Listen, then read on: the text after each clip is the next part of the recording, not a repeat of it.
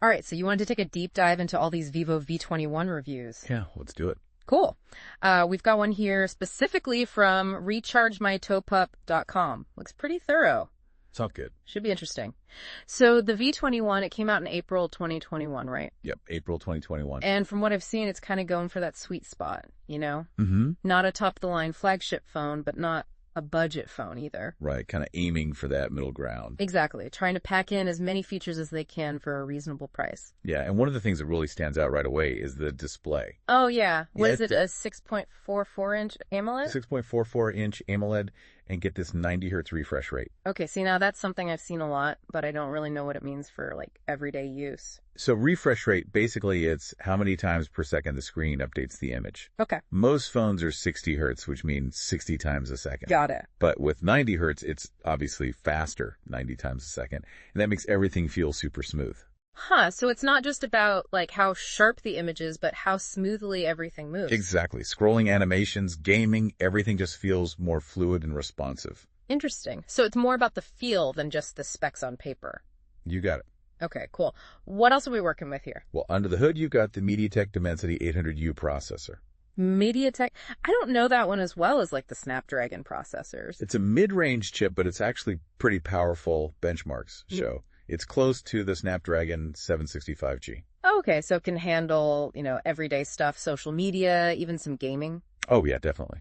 And it's paired with 8 GBs of RAM, so multitasking should be a breeze. No lag. Ideally not. Nice. Okay, now let's talk cameras, because that's what RechargeMyTopup was raving about. Triple camera setup on this thing. I saw that 64 megapixels main camera, ultra-wide lens, and a depth sensor. Yeah, it seems like a lot of phones are going this route now, giving you a lens for every situation. Makes sense. Instead of just one super high-resolution camera, they're giving you options. Exactly.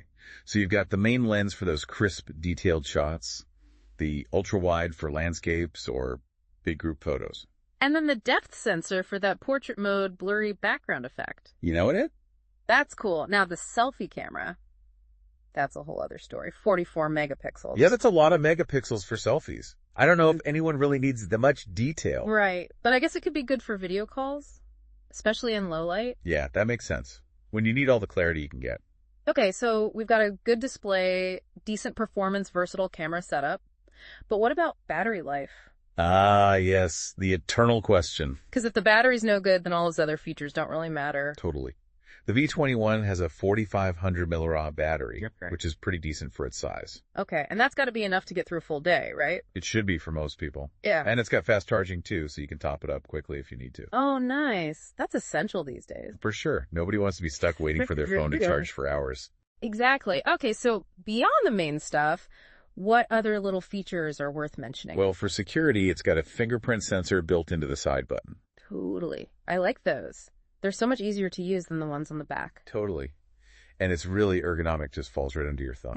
It means they don't have to put it under the display, which can be a little finicky sometimes. Yep, good point. And for people who need a lot of storage, you can expand it with a micro SD card. Oh, nice. That's not always a given anymore. Nope. So it's definitely a plus for people who take a lot of photos and videos. Or music lovers. Absolutely. Yeah. And then there's also dual SIM support. Which is super handy for travelers or people who need separate work and personal numbers. Exactly. Yeah. So there's a lot packed into this phone, even beyond the big ticket features. Yeah, I'm getting that impression. So it's sounding pretty good so far. But before we get into the software side of things, let's talk design. Okay, sure.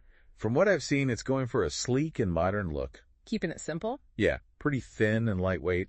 And they've got a few different color options. Ooh, like what? Well, you've got your classic black and white, but they also have one called Sunset Dazzle. Sunset Dazzle. Okay, that's intriguing. I'm picturing something very sparkly. Well, I'll have to see some real-world photos to know for sure. For sure. Okay, so we've talked about the display, the performance, that impressive camera setup. Don't forget the battery. Right, the battery. Yeah. But there's still so much more to explore, especially when it comes to the software and how it all works together. Yeah, the hardware is just one piece of the puzzle. We need to see how the software experiences and how the V21 stacks up against the competition in terms of value. Okay, so let's dive into that next. Let's do it. All right, so we talked about all the hardware, the screen, the processor, cameras, the whole shebang. Yeah, it's shaping up to be a pretty decent phone on paper, but the software can make or break it, right? Oh, absolutely. You could have the best hardware in the world, But if the software is clunky, forget about it. Exactly. So what are we working with here on the V21? It's running FuntouchOS, which is Vivo's own version of Android. Oh, okay, Vivo's custom Android skin. I know some people aren't crazy about those. Yeah, they can be a bit hit or miss. But FuntouchOS has actually gotten a lot better in recent years. That's good to hear. So for someone who's used to stock Android or a different skin, what should they expect with FuntouchOS? Well, one thing Vivo really emphasizes is customization. Okay. So you can tweak the look and feel of everything. Yeah, pretty much. You got themes, wallpapers, icon packs, different animation styles. You can really make it your own. So if you like to tinker around with settings and stuff, that's a plus. Definitely. But even if you're not a huge tinkerer, the overall experience is supposed to be pretty good. Smooth and responsive? That's what the reviews say. Yeah. They've made the navigation more like stock Android, which I think is smart. Makes it easier to switch over. Yeah. But there are still some Vivo-specific apps and features that might take a little getting used to. Like what? Well, they have their own app store, for example, which kind of duplicates the Google Play Store. Oh, I see. So it's double the apps, but also maybe a little redundant. Yeah, you could say that. It depends on how you look at it. But I don't think it's a deal breaker or anything. Okay, fair enough. Now let's talk about security. We touched on the fingerprint sensor before. Side-mounted, right? Yep, which I'm a big fan of. It just makes sense ergonomically. Totally. Just falls right under your thumb when you pick up the phone. Exactly. And it's just as secure as other types of fingerprint sensors, right? Oh, yeah, definitely. And if you prefer facial recognition, the V21 has that too. So you've got options. Nice options are always good. Okay, now, one thing that kind of surprised me looking at the specs. What's that? No water resistance. Yeah. That is a bit of a bummer. A lot of phones in this price range have at least some level of water protection. It's kind of expected these days. It is. So that's something to keep in mind. If you're prone to spills or live somewhere rainy, it could be a problem. Right. Gotta weigh the pros and cons. Yeah. Okay, switching gears back to performance for a minute. The MediaTek Dimensity 800U. Yeah. What are people actually saying about how it performs in real-world use? From what I've seen, most people are happy with it for everyday tasks. So browsing the web, social media, email, that kind of thing. Exactly. No lag, no issues. It can even handle some light gaming, apparently. Okay, so it's not a gaming powerhouse, but it can get the job done. Yeah, if you're a serious mobile gamer, you might want to look elsewhere. But for most people, it's more than enough. So it's finding that balance again. Yeah. Right tool for the right job. Exactly. And since we're talking everyday use, let's talk about screen durability. Because a cracked screen is a nightmare. The worst. So the V21 has Corning Gorilla Glass 5. Which is supposed to be pretty tough. Yeah, it's one of the more scratch-resistant and durable glasses out there. Obviously not indestructible, but it should hold up pretty well. Good to know. Oh, and I almost forgot. It still has a headphone jack. Oh, yeah, that's right. They haven't gotten rid of it yet. Which is kind of refreshing, honestly. More and more phones are going all wireless. I think it shows that Vivo gets their target market. Not everyone wants to go all in on Bluetooth headphones. Or maybe you just want the option. Exactly. So it's a nice little touch. Gives you more flexibility.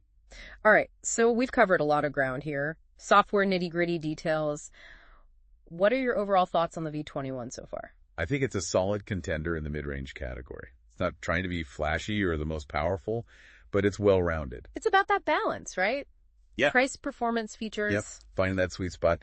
But before we get too carried away, we need to talk about price. The elephant in the room. Exactly. How does it actually stack up against the competition in terms of value? Because a phone can have all the best features, but if it's too expensive, it's no-go. Right. It's all relative. So that's what we need to figure out next. How does the Vivo V21's price compare to other phones with similar specs? And ultimately, is it worth the money? That's the million-dollar question. Okay, so we've talked about all the features, the good, the bad, the maybe not so good. Right now, it comes down to brass tacks. Is this thing actually worth the price? Exactly, because a phone can look great on paper, but if it's not a good value, then what's the point? Totally. So let's put the Vivo V21 in context. Where does it sit in the market price-wise? Yeah, because it's all relative, right? Absolutely. Well, based on its release price and what it's going for now, it's definitely in the mid-range category. Okay, so it's not trying to compete with those $1,000 flagships. Zoop. But it's also not a budget phone either.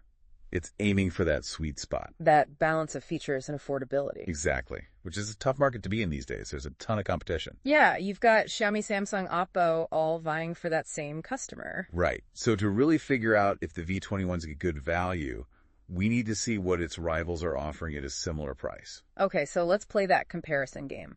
What are some of the V21's standout features that might give it an edge? Well, that 90 hertz AMOLED display is a big one. Definitely. A lot of phones in this price range are still stuck at 60 hertz. Exactly. So if you want that super smooth scrolling and responsive feel, the V21 has got you covered. And once you go 90 hertz, it's hard to go back.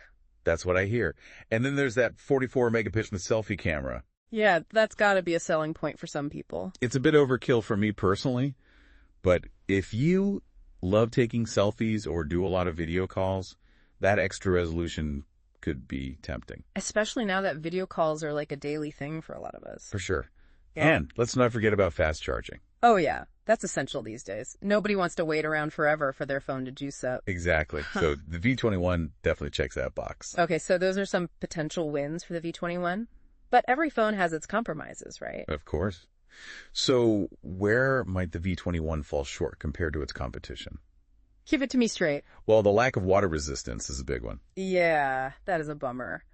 A lot of phones in this price range have at least some basic water protection. It's kind of the standard now, so that's definitely something to consider, especially if you're accident prone or live somewhere with unpredictable weather. Right. And what about performance? We talked about the MediaTek processor, but is it going to hold up against the competition? I mean, it's a capable chip for everyday stuff. Yeah. But it's not the most powerful in its class. So if you're a hardcore gamer or you do a lot of demanding tasks on your phone, you might want to look elsewhere. Yeah, you might run into some limitations there. So it comes down to knowing your priorities, right? What do you value most in a phone? Exactly. And at the end of the day, the decision is up to you. But based on our deep dive, what's your final verdict on the Vivo V21? Would you recommend it? I think it's a good option for a specific type of user. Someone who prioritizes a nice display, a great selfie camera, and fast charging, and who's not too worried about water resistance or super intense gaming. Yeah, I agree. It's not going to be the perfect phone for everyone, but it seems like it hits a lot of the right notes for a mid-range device. Totally. And that's kind of the beauty of the smartphone market these days. There's so much variety out there that you can really find a phone that's tailored to your needs and your budget. Couldn't have said it better myself. Well, folks, there you have it, our deep dive into the Vivo V21. Hopefully this has given you a better understanding of what this phone is all about and whether it might be the right fit for you. And if there's one thing to take away from this, it's that research is key. Take the time to compare different models, read reviews, understand the specs. It'll make all the difference in finding your perfect phone. Well said. So until next time, keep exploring, stay curious, and we'll catch you on the next deep dive.